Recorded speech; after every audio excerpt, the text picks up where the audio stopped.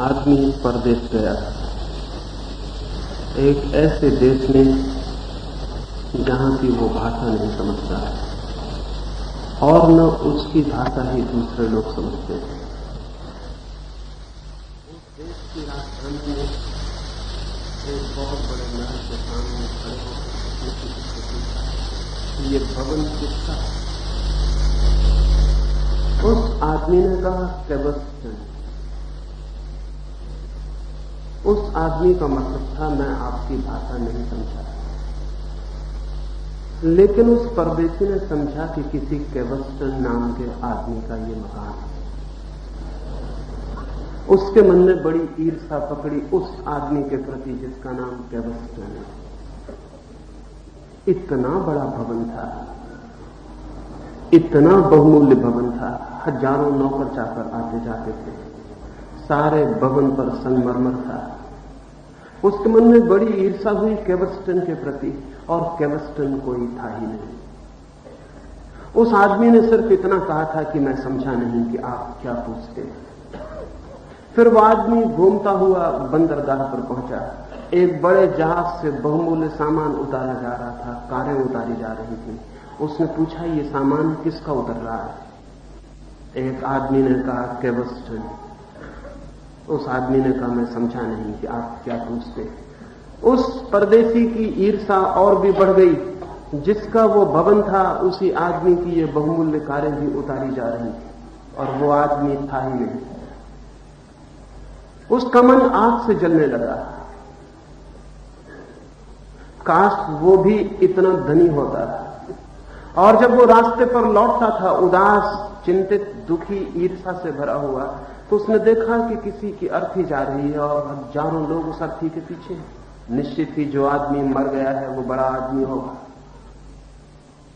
उसके मन में अचानक ख्याल आया, कहीं केबस्टन मर तो नहीं गया है।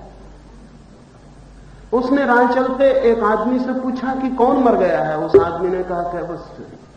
मैं समझा नहीं। उस आदमी ने अपनी छाती पीट ली। निश्चित ईर्ष्या हुई थी उस आदमी से, लेकिन बेचारा मर गया। इतने बड़े महल, इतनी बढ़िया कारें, इतनी धन दौलत, तो वो सब व्यर्थ पड़ी रह गई।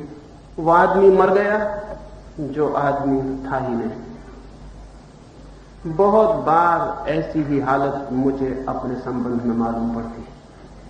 ऐसा लगता है कि किसी परदेश में हूं, न आप मेरी भाषा समझते हैं, न मैं आपकी भाषा समझता हूं।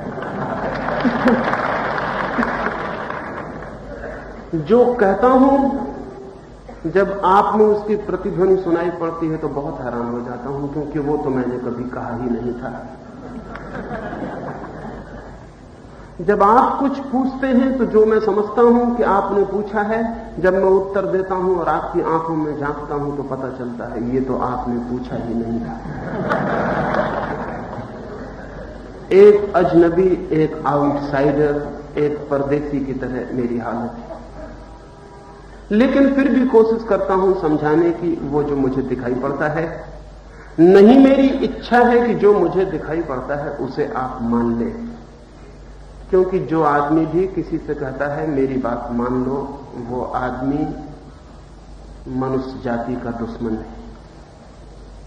क्योंकि जब भी मैं ये कहता हूं कि मेरी बात मान लो, तब मैं ये कहता हूं मुझे मान लो और अपने को छोड़ दो। और जो भी आदमी किसी से ये कहता है कि खुद को छोड़ दो और किसी दूसरे को मान लो, वो आदमी लोगों की आत्माओं की हत्या करता है। जितने लोग दूसरों को मनाने के लिए आतुर हैं, वे सारे लोग मनुष्य जाति के लिए खतरनाक सिद्ध होते हैं। मैं नहीं कहता हूं मेरी बात मान लो, मानने का कोई सवाल नहीं है। मैं इतना ही कोशिश करता हूं कि मेरी बात समझ लो, और समझने के लिए मानना जरूरी नहीं है, बल्कि जो लोग मान लेते हैं वो समझ नहीं पाते हैं। जो नहीं मानते हैं वो भी नहीं समझ पाते हैं, क्योंकि मानने और न मानने की जल्दी में समझने की फुर्सत नहीं मिलती। जिस आदमी को समझना है उसे मानने और न मानने की आतुरता नहीं दिखानी चाहिए, उसे समझने की ही आतुरता दिखानी चाहिए। मेरी बात को मानने से आपका कोई विकास नहीं होगा, किसी की बात मानने से किसी का कभी कोई विकास नहीं होता है, लेकिन किसी की भी बात समझने से जरूर विकास होता है, क्योंकि जितना आप समझने की कोशिश करते हैं उतनी आपकी समझ विकसित होती है। लेकिन हम सारे लोग उत्सुक होते हैं मानने या न मानने को, क्योंकि समझने में श्रम करना पड़ता है, मानने न मानने में श्रम की कोई भी जरूरत नहीं। और हम मानसिक रूप से इतने आलसी हो गए हैं कि हम मन से कोई भी श्रम नहीं करना चाहते हैं। इसलिए दुनिया में इतने अनुयायी दिखाई पड़ते हैं, दुनिया में इतने वाद, इतने इज्म दिखाई पड़ते हैं, इसलिए दुनिया में इतने गुरु दिखाई पड़ते हैं, इतने शिष्य दिखाई पड़ते हैं। जिस दिन मनुष्य मानसिक श्रम करने को राजी होगा, इस दुनिया में कोई अनुयायी नहीं होगा, कोई वाद नहीं होगा, कोई गुरु, कोई शिष्य नहीं होगा। जब तक हम मानसिक रूप से श्रम करने को राजी नहीं है, तब तक दुनिया में ये सब नासमझियां जारी रहेंगी, क्योंकि जो लोग भी श्रम नहीं करना चाहते वे किसी दूसरे के श्रम पर ही आधारित होना चाहते हैं। ये भी एक तरह का शोषण है। मैं सोचूं और आप मान लें तो आपने मेरा शोषण किया, मैं सोचूं और आपको जबरदस्ती मना दूं तो मैं आपका शोषण कर रहा हूं। और दुनिया में आर्थिक शोषण इतना ज्यादा नहीं है जितना मानसिक और आध्यात्मिक शोषण है।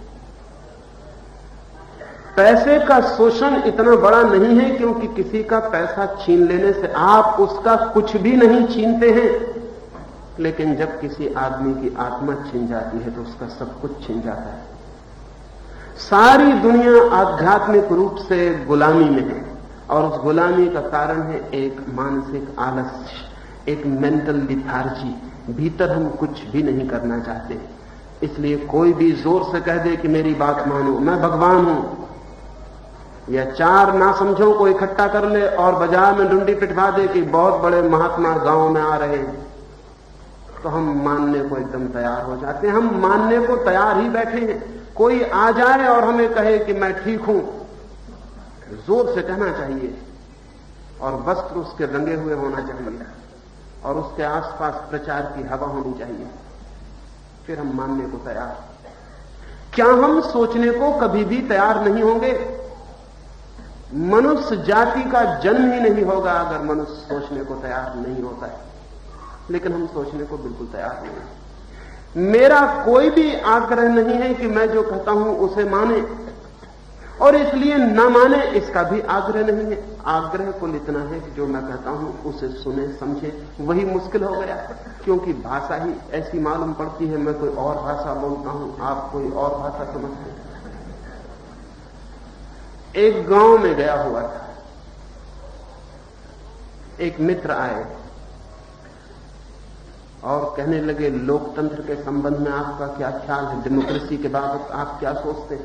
मैंने कहा, जिसे तुम लोकतंत्र कहते हो, अगर यही लोकतंत्र है तो इससे तो बेहतर है कि मुल्क तानाशाही में चला जाए। उनने जाके गांव में खबर कर दी कि मैं तानाशाही को पसंद करता हूं। ये ऐसे ही हुआ कि जैसे कोई बीमार आदमी मेरे पास आए, खांसता थकारता, और मुझसे पूछे कि मैं क्या करूं, तो उससे मैं कहूं, इस तरह बीमार जिंदा रहने की बजाय तो बेहतर है कि तुम मर जाओ। और वो आदमी गांव में खबर कर दे कि मेरा मानना यह है कि सब लोगों को मर जाना चाहिए। लौट के उस गांव में पता चला कि मैं लोकतंत्र का दुश्मन हूं और तानाशाही के पक्ष में हूं, और यही नहीं, ये भी पता चला कि मैं खुद ही तानाशाह होना चाहता हूं। तब सिवाय इसके मानने के क्या रास्ता रहा कि भाषाएं शायद हम दो तरह की बोल रहे हैं। मुझसे ज्यादा लोकतंत्र को प्रेम करने वाला आदमी खोजना थोड़ा मुश्किल है। मैं तो लोकतंत्र को इतना प्रेम करता हूं कि चाहता हूं कि दुनिया में कोई तंत्र ही ना रह जाए, क्योंकि जब तक तंत्र है तब तक लोकतंत्र नहीं हो सकता है। कोई भी तंत्र होगा, ऊपर तो आदमी को गुलाम बनाएगा कम या ज्यादा, लेकिन तंत्र होगा तो गुलाम बनाएगा। तंत्र होगा, शासन होगा तो आदमी किसी न किसी तरह की गुलामी में रहेगा। कम और ज्यादा दूसरी बात है, जिस दिन तंत्र नहीं होगा उसी दिन जगत में ठीक लोकतंत्र होगा। जिस दिन शासन नहीं होगा उसी दिन दुनिया में ठीक शासन आया, ऐसा कहना चाहिए। लेकिन मुझे उस गांव में जाके पता चला कि मैं खुद ही तानाशाह होना चाहता हूं, मैं तानाशाही को पसंद करता हूं। न केवल अखबारों में यह खबर निकली, एक सज्जन ने पूरी किताब ही लिख दी इस बात के ऊपर कि मैं तानाशाह होना चाहता हूं। तब सिवाय इसके कि हम अलग अलग भाषाएं बोल रहे हैं और क्या कहा जा सकता है। मैं एक गांव में ठहरा हुआ था, जिस घर में रुका हुआ था उस गांव के कलेक्टर की पत्नी मुझसे मिलने आई। जब कॉलेज में पढ़ता था तो वो महिला मेरे साथ पढ़ती थी। सर्दी की रात थी, मैं कंबल अपने पैरों पर डाले हुए बिस्तर पर बैठा था। वो मिलने आई, वो मुझसे गले मिल गई। न मालूम बचपन की और कॉलेज के दिनों की बहुत सी स्मृतियां सुनाने लगी। बैठ गई पलंग पर। मैंने उससे कहा कि सर्दी है, कंबल उसने अपने पैरों पर डाल लिया। हम दोनों उस पलंग पर कंबल डाले बैठे रहे। दूसरे दिन सभा में एक आदमी ने चिट्ठी लिख के मुझे पूछा कि कल रात एकांत में एक स्त्री के साथ एक ही बिस्तर पर एक ही कंबल में आप थे या नहीं? हां या ना में जवाब दीजिए। और हम गोलमोल उत्तर पसंद नहीं करते हैं, या तो हां कहिए या ना कहिए। मैंने कहा बिल्कुल था, हां। घर लौट कर आया, घर के लोग कहने लगे आप बिल्कुल पागल हैं, आपने हां कहा, लोग क्या समझे होंगे? मैंने कहा बात सच्ची थी, हम एक बिस्तर पर थे, एक ही कंबल में थे, रात भी थी। वो तो ठीक ही कह रहे थे। उन्होंने कहा यह सवाल नहीं है कि वो क्या, उनका मतलब आप नहीं समझे। उनका मतलब बिल्कुल दूसरा था। सारे गांव में क्या अफवाह उड़ रही है आपको पता नहीं कि आप एक स्त्री के साथ एक ही बिस्तर पर एक ही कंबल में थे। मैंने कहा सिवाय इसके कि हम भाषाएं अलग बोलते हैं और क्या समझा जा सकता है?